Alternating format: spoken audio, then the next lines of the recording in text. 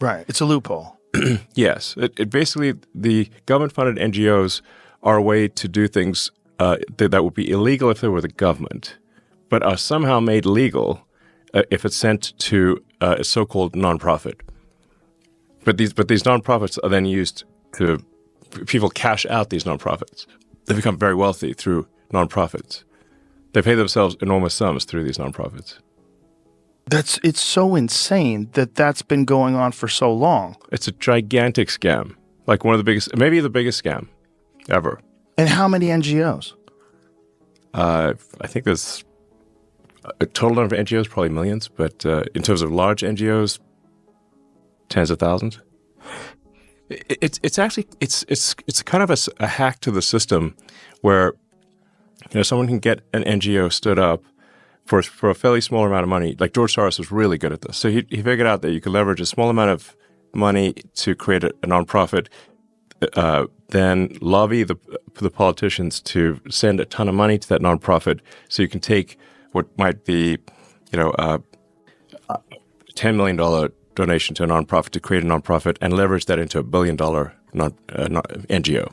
And a nonprofit is a weird word. It's just a non-governmental organization. And then the government continues to fund that every year. And it'll have a nice sounding name, like the Institute for Peace or something like that. But really, it's a graft machine. And what are the requirements with that money? What do they have to do? Just really no requirements at all. So they just get grants and the government just assumes that they're doing good work. I think a lot of people in the government know that they're not doing good work. Like when you're seeing how we were covering this article that said 55,000 Democrat NGOs were discovered that had been contributing to campaigns and moving things around and pushing propaganda, and they were all connected. And they found it through AI.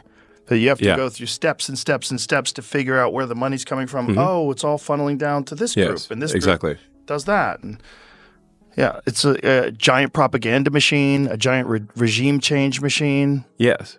It's just bizarre to me that some people aren't willing to look at it correctly. They're not willing to see like how much chaos this is, how much waste and fraud there is. Yeah, how much can be trimmed, and how much. Just because people have jobs doing bullshit doesn't mean your tax dollar should pay for this bullshit. Yes.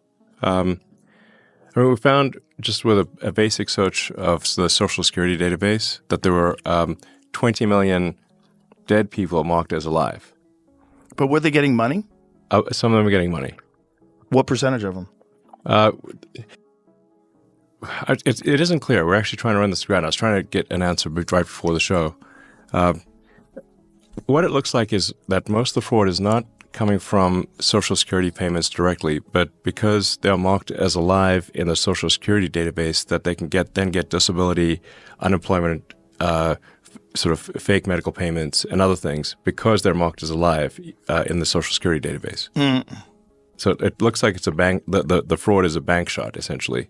They bank shot into Social Security. They just do an "Are you alive?" check, and then get fraudulent payments from every other part of the government. The main payments computer is called PAM.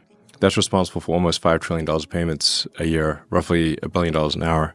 You could put a payment through with no payment categorization code and no description on the payment, like basically untraceable blank checks. This is the kind of thing that if it was done as a public company, the company would be immediately delisted and the executive team would be thrown in prison. We said, okay, our recommendation to the Treasury and the Federal Reserve is like, we need to make the payment categorization codes mandatory, not optional. There needs to be an explanation. We're not judging the quality of the explanation, but there should be some explanation for what this payment is for above nothing. My guess is that probably saves $100 billion a year. Jesus Christ. Where was that money going? Rough order of magnitude. Where was that money going? Well, so this is where you get into the sort of gray boundary between waste and fraud. If money is sent to a person or organization from the government, and you didn't really deserve it, but the government still sent it to you, is that waste or fraud?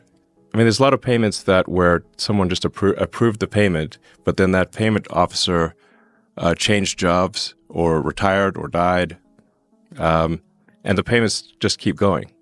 You know, it's like if you forget to pay your gym membership or something like that. Right. Now imagine it's not the gym membership.